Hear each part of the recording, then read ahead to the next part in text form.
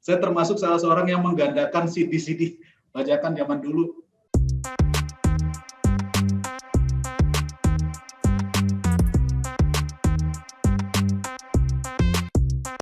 Terima kasih Mas Pusta Heri Kurnia, ya singkatan namanya atau disingkat PHK ya. PHK. Ngeri sih dengar namanya kalau singkatannya.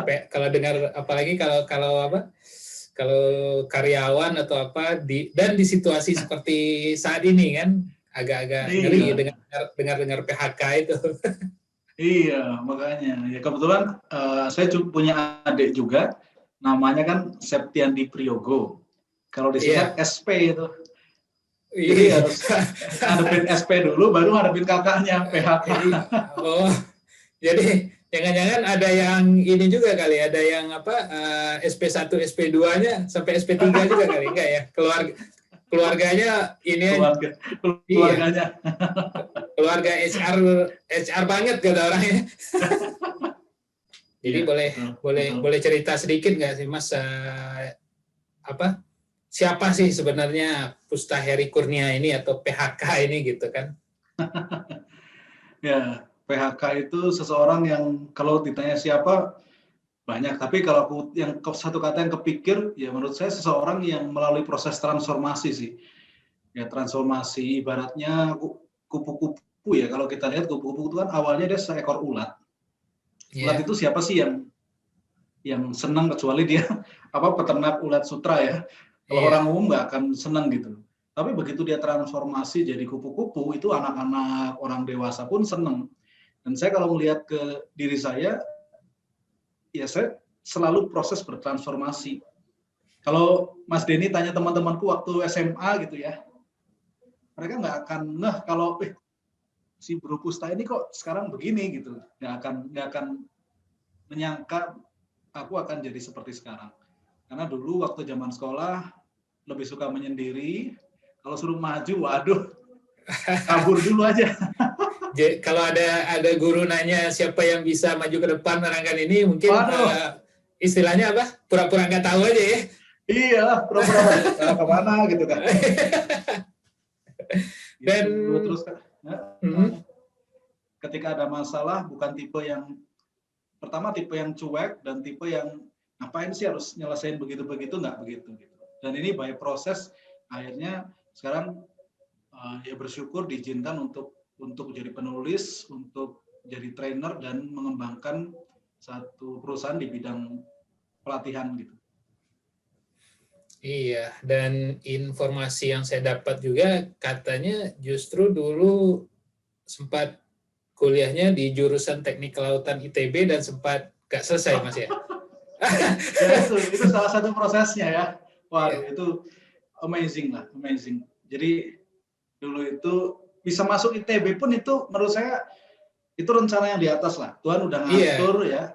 Dulu saya SMA itu bukan tipe orang yang belajar itu bukan begitu. Jadi pagi sekolah, pulang main bola, malam main PS bareng teman-teman sampai pagi, tahu-tahu udah berangkat sekolah lagi terus gitu. Jadi nilainya jelek semua. Bahkan ujian pun saya ahlinya nyontek dulu.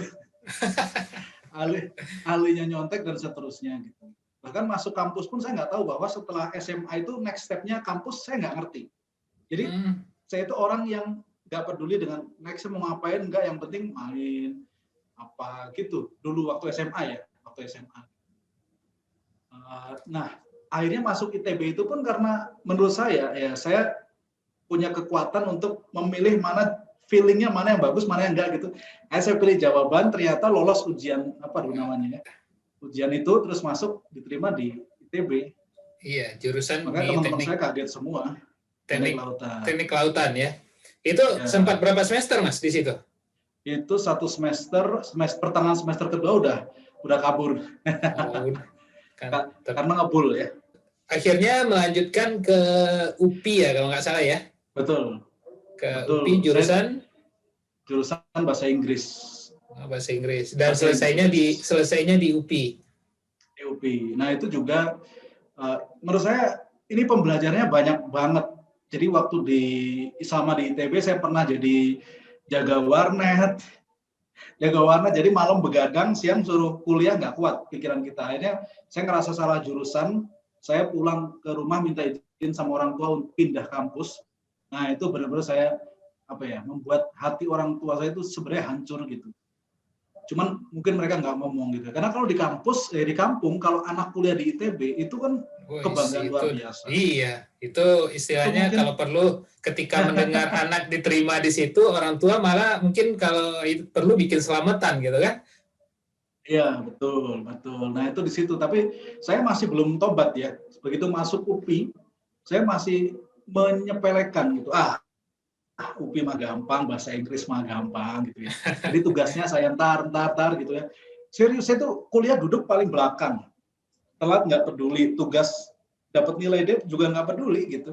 Begitu semester pertama, saya dapat lihat nilainya itu kan 1, tuh. Jadi saya dulu nasakom. Mahasiswa 1, ya. Jadi apa yang menjadi titik baliknya itu apa sebenarnya, Mas? Nah, Pak, begitu baca itu semester pertama di UPI baru tuh kayak ada suara yang menampar saya, Pak, gitu kan, bilang kamu jauh-jauh nih dari kampung ke Bandung ya waktu itu ya, ke Bandung. Orang tua kamu berjuang habis-habisan, kamu PHK itu cuma bisa segini gitu kan. Itu suara itu kencang banget. Nah, gara-gara itu, iya ya, baru saya bangun tuh dalam tanda petik dibangunkan dan memutuskan memang harus ngambil keputusan ya. Kayak Anthony Robbins pun ngomong decision gitu, terus Tung Desem juga ngomong ambil keputusan, begitu ambil keputusan putus gitu kan, ya udah, saya nggak melihat ke belakang lagi, duduk paling depan, kalau bisa ngasih tugas paling cepat, diminta 7 kayak saya kasih 10 gitu kan.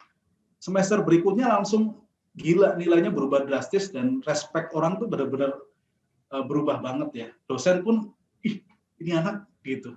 Dan sejak saat itu saya merasa punya di jalur track yang tepat gitu. Dari teknik kelautan tadi switch jurusan ke bahasa Inggris, apakah memang bahasa Inggris ini dulu memang sesuatu yang disukai atau hanya sekedar yang penting keluar dulu ya dari ITB ya, gimana? Sejujurnya dulu saya izinnya pengen sekolah seni musik sebenarnya. Saya suka banget musik. Di kampus pun saya main band bareng teman-teman gitu.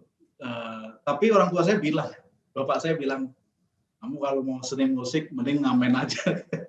Kata dia, nggak boleh. Waduh, oke lah. Jadi saya cari yang nggak pusing ya. Bahasa Inggris menurut saya memang dulu karena kita sering dulu saya suka main game juga kan bahasa Inggris semuanya. Jadi menurut saya ya aman lah, nggak terlalu sulit gitu. Jadi cari yang gampang sebenarnya. Cari yang gampang. Sejak di kampus itu kan saya juga diminta dosen untuk jadi asdos kan, ngajar mahasiswa-mahasiswa yang kalau tingkat basicnya itu dia nggak lulus, nah ini dikumpulin nih mahasiswa ini dikasih skill dasarnya gitu. Nah saya dulu sempat ngajar begitu di kampus juga, di kampus yang sama. Nah sepanjang kampus itu saya juga kenalan dengan teman-teman, ada dari insurance, ada dari network marketing. Nah di situ saya kebuka dunia lain ya. Dunia lain. Sukses itu beda-beda loh. Ada yang di situ saya mulai kenal entrepreneurship di situ. Iya. Saya ikut banyak seminar wirausaha dan sebagainya. Jadi waktu zaman kuliah pun saya buka kayak lembaga terjemahan lah, bahasa Inggris, bahasa Indonesia, terus les-lesan, terus saya termasuk salah seorang yang menggandakan CD bajakan zaman dulu. Di Sabuga di ITB itu kan banyak yang jual CD program.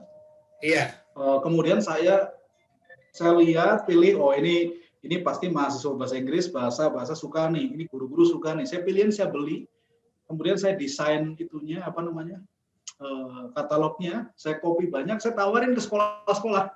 Saya datang kayak sales itu, jadi pakai baju rapi, nyari guru, kemudian saya tawarin. Nah itu mulai usaha juga sejak di mahasiswa. Mulai terbangun entrepreneurnya ya? Ya betul. Jadi di situ ternyata definisi sukses saya adalah wirausaha waktu itu. Makanya skripsinya mundur agak lama. Kemudian masuk ke sana sini ya. Pada akhirnya saya ketemu satu perusahaan lembaga training namanya Dale Carnegie. Nah, itu termasuk salah satu vendor training leadership yang cukup ternama juga kan, Dale Carnegie. Betul, betul. Menurut saya salah satu yang terbaik di dunia. Dan saya bersyukur banget ke teman-teman yang di sana memang. Tapi tujuan utama saya bukan jadi trainer sebenarnya. Oh, jadi sales. Sales ya. Apa di Dale Carnegie-nya itu memang ditempatkan di sales-nya atau malah sebagai trainer? Memang trainer, tapi dia mengawali sebagai sales di situ untuk bisa memahami produknya, untuk bisa mempraktekkan ilmu-ilmunya sebagai sales kan dia akan lebih cepat untuk praktek ilmunya Dale Carnegie. Jadi para trainer di sana memang bukan orang yang tiba-tiba langsung jadi, enggak, itu prosesnya luar biasa sih. Menurut saya kenal banyak provider untuk penggemblengan trainer, itu salah satu yang amazing. Nggak langsung jadi, prosesnya bisa tahunan ya kalau di sana gitu. Makanya nggak banyak yang bisa mau untuk sampai ujung gitu ya. Pernah ini juga nggak, Mas, kan dapat ini ya, dapat semacam kayak cibiran atau pandangan sinis dari orang-orang sekitar, apalagi ya sebagai trainer. Iya, sebagai trainer mungkin orang anggapnya belum berpengalaman kah, atau terlalu muda kah, atau apa gitu kan banyak stigma-stigma seperti itu. Kalau Mas Pusta sendiri pernah mengalami juga? Banyak banget gitu, banyak banget. Dan bahkan sebelum ke trainer, waktu jadi sales ya, nggak usah jauh-jauh, ibu saya itu tiap kali pulang ke rumah itu selalu nanyanya itu. Sekolah jauh-jauh gitu kan ke Bandung, bisa punya ilmu bahasa Inggris yang bagus, ngapain jadi sales gitu kan? Ya itu juga challenge juga, pertanyaan-pertanyaan seperti itu gitu. Ketika jadi trainer pun saya pernah waktu itu ngajar di satu perusahaan Jepang, usia saya 29 tahun, pesertanya supervisor, manager, GM. Itu amazing. Terus si GM-nya nanya, Pak, Mas Pusta usianya berapa ya? 29 tahun. Wah, gitu. Itu kan jauh banget experience dan ininya gitu. Terus di situ ada beberapa orang yang ya responnya macam-macam ya. Responnya macam-macam, tapi ada teman saya yang bilang, Mas Pusta itu sebenarnya nggak cocok jadi trainer dulu, cocoknya jadi pebisnisnya gitu kan. Ya bayangin, hal seperti itu sering kita terima ya. Tapi kalau saya sih, kekuatan saya adalah saya ngerti gimana membentengi diri saya itu dengan apa ya, sumber motivasi yang kuat gitu. Jadi ketika ada orang ngomong begitu, udah ya nggak mungkin nggak, di pikiran saya pasti berhasil. Itu selalu ada ya yang begitu. Iya. Keyakinan berarti, Mas ya? Ya, keyakinan itu penting, tapi dengan itu saja nggak cukup ya.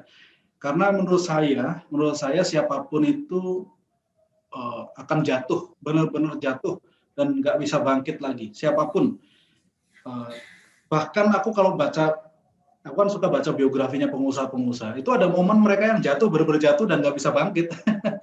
Terus kuncinya apa? Kuncinya adalah ada orang atau lingkungan yang bisa menjaga mereka.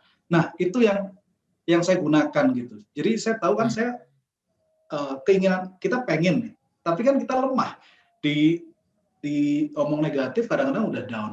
Jadi yang saya lakukan adalah membentengi diri dengan orang-orang sumber-sumber yang terus memotivasi saya.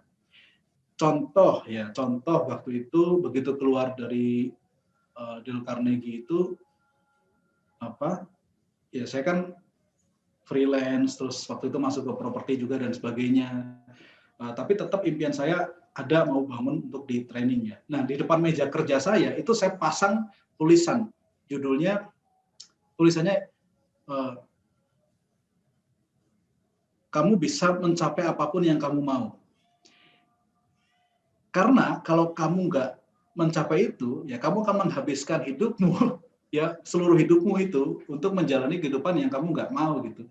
Jadi tulisan-tulisan begitu di toilet saya, begitu di kamar mandi itu ada tulisannya Pak Andri Wongso, 5 keberanian, keberanian bermimpi, keberanian mencoba, keberanian berjuang, berani gagal dan berani berhasil.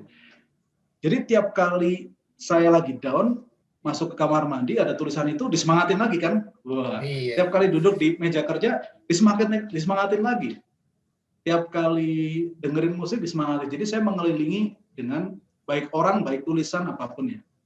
Jadi istilahnya menciptakan suasana sendiri yang mendukung supaya kita itu tetap bersemangat dan terus bergerak maju gitu Mas ya. Ya. Yes, betul. Ya, karena salah satunya saya juga setuju tadi dengan kata-kata semacam kata-kata motivasi atau apa ya, karena saya juga salah satu kata motivasi yang dari Napoleon Bonaparte yang mengatakan ya tidak ada yang mudah tetapi tidak ada yang tidak mungkin. Jadi itu cukup membantu juga untuk membangkitkan semangat kita dalam mencapai apa yang kita inginkan. Dan betul. Dan untuk ketika zaman pandemi kayak gini lah ya, dan ini kan termasuk tahun yang berat ya, sebagian orang bilang 2020 ke 2021 itu kan tahun yang berat. Itu ketika Mas Pusta sendiri yang saat ini udah dengan bisnisnya sendiri, seperti apa menghadapi situasi yang seperti saat ini, Mas? Yes, aku yakin banyak entrepreneur juga mengalami hal yang sama. Ini sesuatu yang nggak satu orang pun prediksi. Kecuali Bill Gates, mungkin dia udah memprediksi ini ya. Iya. Tapi waktu itu sih kaget banget kok tiba-tiba semua proyek kita di hold atau di cancel gitu kan. Holdnya pun kapan nggak tahu gitu. Ya. Semua proyeksi keuangan, wah udah. Padahal cost ini terus ada kan, cost biaya kantor dan sebagainya terus jalan.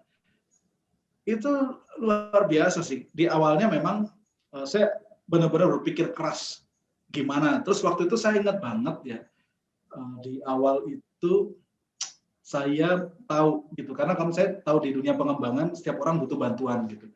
Yeah. Jadi saya waktu itu kontak teman saya, seorang coach juga. Saya nyari siapa yang bisa bantu saya nih, coach saya. Akhirnya saya kontak teman saya, bro, ini bantulah coach terkait bisnis gitu kan. Oh iya, oke. Ya budgetnya harus bisa diatur lah gitu kan. Ya dia bantu setiap selama 4 kali pertemuan atau berapa ya, dia bantu coaching saya online. Di situ ya saya kan kalau coaching itu memaksa kita untuk terus bergerak kan. Iya. Terus bergerak. Nah akhirnya saya mulai mencoba memikirkan segala macam saya lakukan sampai di kantor saya itu tulisan itu di depan meja saya tulisannya banyak banget. Bangkit, tulisannya bangkit. Saya tulis pakai spidol, udah nggak usah print lah. Ambil kertas, spidol besar, bangkit. Huruf merah, pasang, tek. Ya, terus selesaikan yang kamu mulai, pasang. Pokoknya semua kata-kata yang tiba-tiba kepikir, tempel. Itu waktu itu benar-benar ibaratnya kapal memang lagi di tengah gelombang ya. Kalau kapal kena badai, nakodanya nggak mungkin santai, nggak mungkin tidur gitu. Dia jempalitan sana sini. Itu yang saya lakukan. Jadi kalau jam tidurnya bisa kurang banget. Karena mikir gimana caranya, siapin dan seterusnya. Waktu itu kita sempat melepas tim juga dengan berat hati ya, karena memang kondisi keuangan tiba-tiba tek dan seterusnya gitu. Tapi sekarang udah ini lagi. Kemudian langsung waktu itu loncat ke online training. Kita pikirin gimana caranya tetap engaging dan seterusnya, terus kreativitas yang kita punya, dan akhirnya bersyukurnya ada customer yang percaya, terus beberapa customer lama, ada perusahaan pemerintah juga dan yang mempercayai kita waktu itu, akhirnya kita bisa survive dan bisa bangkit lagi.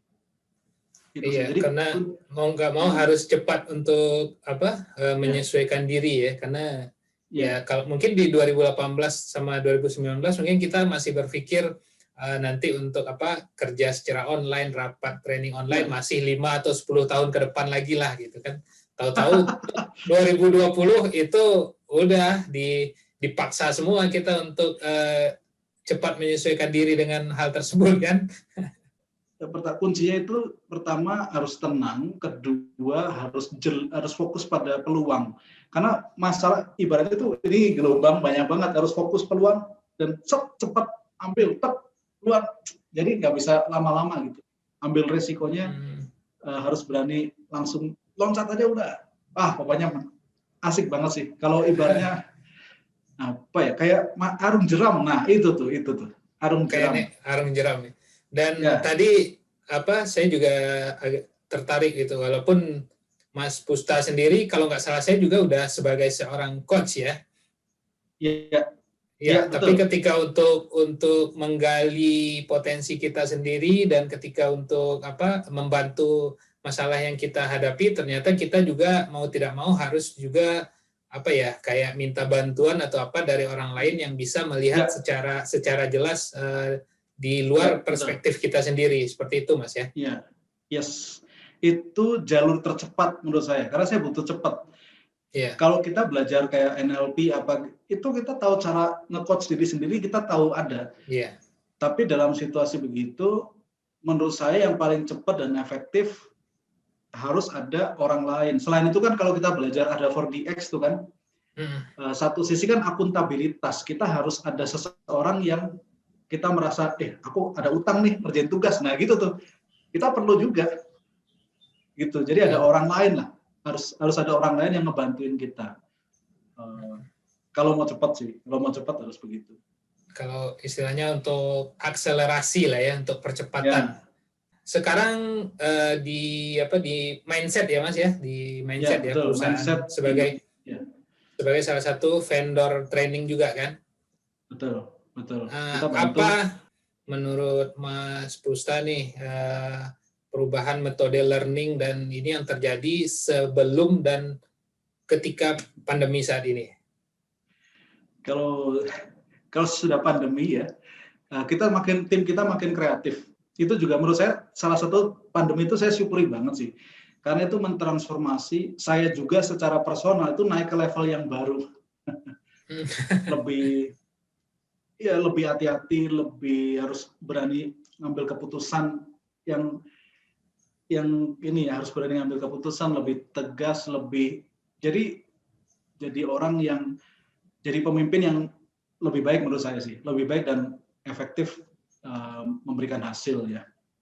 Nah perubahannya salah satunya ya tim kita jadi lebih kreatif sehingga permainan ya kalau ini kan metode sebenarnya, metode training itu banyak banget, banyak banget. Ada tergantung goalsnya. Kalau mau membenahi belief-nya, mindset-nya itu model-model seperti kalau teman-teman mungkin pernah dengar ISQ ya Pak Ari Ginanjar, itu menurut saya salah satu yang bagus di Indonesia. Gitu. Saya bukan tipe orang yang itu kompetitor, bukan, itu kita sejalan nih, kita pengen bantu Indonesia lebih baik ya. Model untuk beli itu kayak ISQ, model skill seperti Dale Carnegie, mindset seperti Seven Habits-nya Dunamis itu semua bagus-bagus. Nah kalau di kami memang perubahannya banyak kreativitas di metodenya, permainannya, case-case-nya gitu. Kemudian dalam karena goals kita mencoba memadukan antara mindset dan skills ya. Jadi mereka tetap ada perubahan mindset, tapi ada latihan-latihannya juga. Gitu. Jadi kalau perubahannya sih lebih banyak di sisi kreativitas kita dalam mengemas acara itu, mengemas acaranya. Karena bayangin, gimana caranya seharian orang nggak bosan dan happy sampai akhir tuh kan? Dengan challenge ya, challenge tuh training sambil kerja, training sinyalnya susah, on off dipanggil bos gitu-gitu kan? Gimana caranya mereka langsung dari awal tuh udah cocok sama kita, mau ngikutin kita, di ending mereka dapat manfaat yang bukan sekedar tahu tapi juga udah nyobain gitu kan, karena goalsnya skills. Bahkan waktu itu pernah ngajar di salah satu perusahaan ya, cabangnya ada di Wamena di Papua. Itu menurut saya challenging banget buat trainer gitu, tapi kita waktu itu bisa ada challenge-nya apa? Pertama, mereka sendiri sinyalnya susah. Jadi ada yang misalnya di daerah Yakuhimo itu sinyalnya nggak bisa. Di daerah apa gitu, itu sulit banget. Nah yang di kantornya mereka itu, saya lupa berberapa, mungkin ber-30 itu di satu ruangan. Jadi kita cuma ngelihat kayak begini nih, kayak Mas Denny dan aku, tapi aku ini 30 orang nih. Iya. Mereka di satu ruang rapat dengan satu akun ya, satu akun Zoom untuk satu ruangan. Ya, itu challenge. Dan challenge lagi adalah, misalnya nih, kita ngejokes ya. sesuatu yang lucu gitu. Itu selang 1, 2, 3 detik mereka baru ketawa. Jadi delay. Aku di awal langsung putar otak. Caranya gimana waktu itu aku benar-benar minta tenang dulu. Aku sendiri menenangkan dulu kan. Kemudian aku minta setting dulu kameranya sehingga aku bisa ngelihat semuanya gitu. Terus aku minta mereka mengenali diri satu-satu supaya aku hafal namanya. Terus aku atur posisinya sehingga bisa kelompok gitu kan. Nah, settingnya udah, habis itu jalan kelas aman banget dan sangat-sangat lancar. Itu banyak banget challenge begitu di waktu di pandemi kemarin ya. Makanya aku bersyukur sih pandemi itu membuat kita jadi lebih tough, lebih skillful juga. lebih kreatif ya. Ya, betul. Lebih cepat menuntut kita untuk lebih cepat juga menyesuaikan dengan perubahan-perubahan yang terjadi. Iya. Yes. Dan untuk Mindset sendiri, kenapa milih nama Mindset, Mas, sebagai nama perusahaan? Ya, waktu itu. Ada ceritanya nggak? Atau ada semacam Mindset itu ada kesingkatan kah atau seperti apa? Jadi memang saya pertama memang sangat dipengaruhi oleh Dale Carnegie. Dale Carnegie itu kan dia skills banget ya, dan saya juga berterima kasih ke teman-teman di Dale Carnegie, bukan apa, tapi saya jadi seperti sekarang tuh karena di situ gitu. Dulu saya itu orang yang gampang marah, kalau ketemu orang nggak bisa people skill itu nggak, maunya langsung tek gitu kan. Tapi begitu di Dell itu kan saya belajar gimana sih kalau ketemu orang, harus tekniknya gimana, terus saya jadi bisa manage emosi dan sebagainya. Makanya saya bersyukur, nah metodenya yang di situ memang skill banget. Kita harus melatih keterampilan, nggak cuma ngerti tapi bisa. Jadi saya datang dari metode training yang fokus ngajarin orang untuk bisa. Nah problemnya, begitu keluar di Dale Carnegie, saya nggak bisa bisnis di industri yang sama, itu problemnya.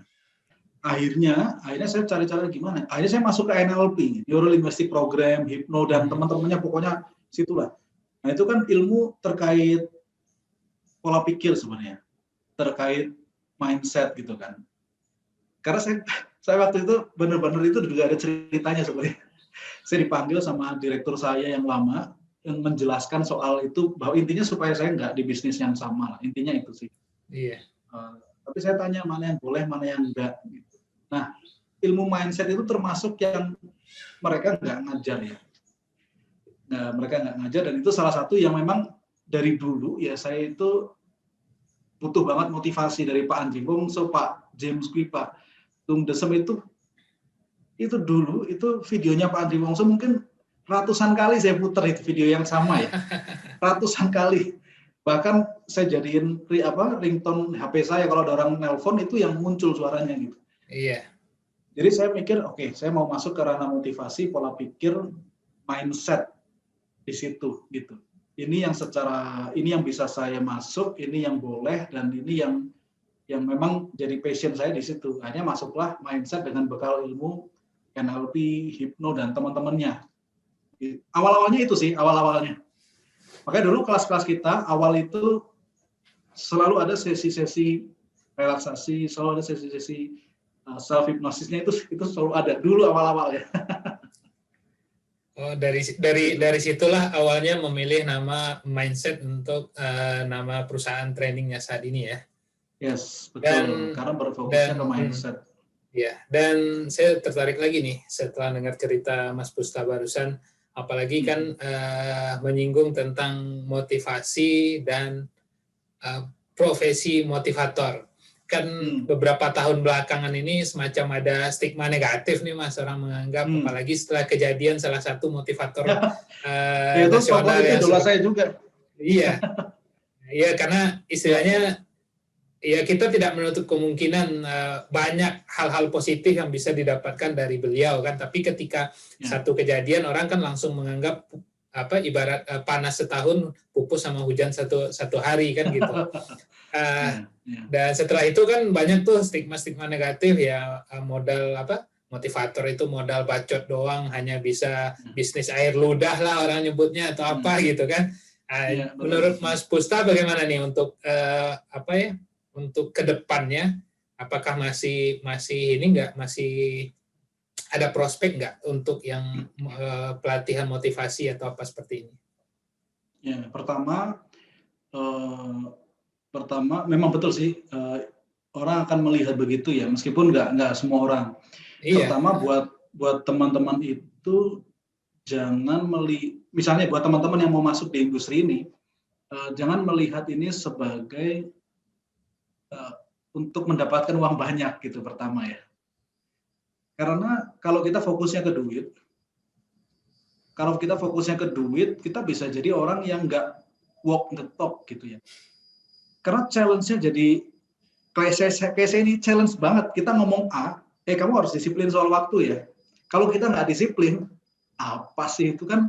Berarti kita cuma nato ya, kita ngomong doang gitu kan. Kalau istilah Jawa, jarkoni, ngajar orang lakoni. Kita ngajari tapi nggak melakukan. Gitu. Jadi pertama, jangan fokus ke duit. Karena kalau kita fokus ke duit, kita bisa terjebak jadi orang yang di depan dan di belakang itu sesuatu yang berbeda. Pertama itu. Untuk yang kedua, orang bisa bilang positif, negatif, itu memang itu selalu ya. Bahkan waktu saya ngobrol dengan Pak Budi, Direktur HR-nya Astra, dia pun ngomong hal yang sama. Ketika jadi di level tertentu ya, orang itu pasti akan pro dan kontra dengan apa yang kita lakukan. Saya tanya, Pak Aloysius Budi ya, Pak, Aloysius Budi, pasti ya. Pak, ya dia bilang pasti Mas, pasti, oke, berarti memang akan ada pro dan kontra. Bahkan ada cerita itu kan yang Bapak jual keledai bareng anaknya. Dia bawa keledainya, dia tuntun, orang bilang, kok dituntun sih, naikin dong. Habis itu anaknya naik, bapaknya nuntun, orang bilang lagi, kok anaknya di atas, anak nggak tahu diri itu, bapaknya suruh jalan, waduh salah, anaknya yang di atas, masih orang bilang, ya ampun bapaknya anaknya suruh jalan capek-capek dia enak-enakan, dua-duanya di atas masih dikomplain, masa keledai dinaikin dua, keledainya digotong masih komplain juga, jadi Artinya ya orang akan memandang sudut pandang yang beda-beda. Makanya pertama jangan lihat ini sebagai untuk segera dapat duit saja. Yang kedua memang harus ikutin passion kita ya, dan pastikan kita melakukan apa yang kita ajarkan gitu. Dan yang ketiga ya terima saja apapun omongan orang, yang pasti yang kita lakukan itu positif dan orang dapat manfaat. Lakukan aja gitu. Makanya paling enak itu ngajar hal-hal yang teknis itu enak. Kalau ngajar kayak kita people skill, motivasi, itu ujiannya lumayan loh. Challenging ya. Jadi dari 3 itu dan fakta-fakta yang lain, kalau pertanyaannya masih prospektif enggak? Menurut saya selama manusia masih hidup, salah satu faktornya mereka butuh energi yang sifatnya bukan makanan jasmani ya, tapi makanan rohani, makanan jiwa mereka, dan itu didapat dari kata-kata, inspirasi orang-orang yang nyemangatin itu sih. Itu jadi selalu ada peluang, baik itu gratis atau berbayar, itu selalu ada untuk memberi dampak di situ.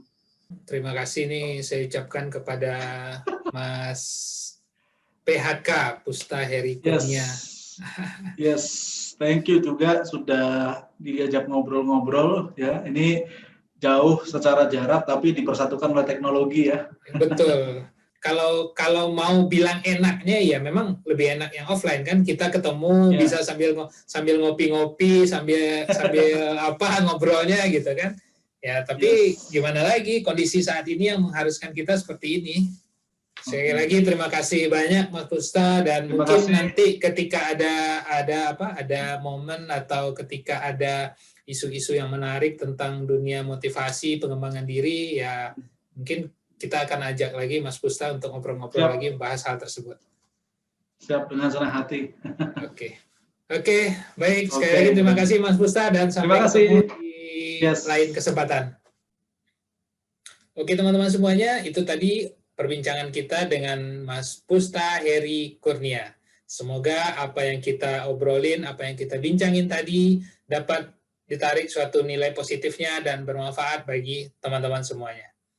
Dan nantikan video-video inspiratif lainnya yang akan hadir di channel YouTube ini. Jangan lupa untuk subscribe, like, dan share, serta berikan komen positif. Atau teman-teman juga bisa follow saya di Instagram @denny chandra. Terima kasih atas perhatiannya dan sampai jumpa di video-video berikutnya.